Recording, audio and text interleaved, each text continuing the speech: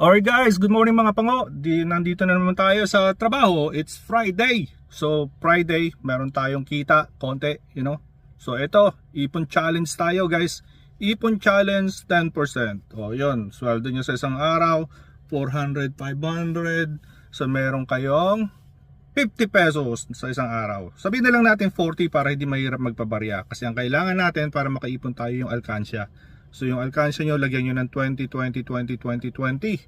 So 20 pesos guys sa isang araw. Or hindi pala, 40 pesos pala sa isang araw. So yun, di ba? So malaki-laking pera yan guys. So 40 tapos sa 12 days meron kay 480 guys. So bali almost 1k sa isang buwan. So yun, basta barya. Tapos ngayon Pasko na, malapit ng Pasko, huwag yung buksan.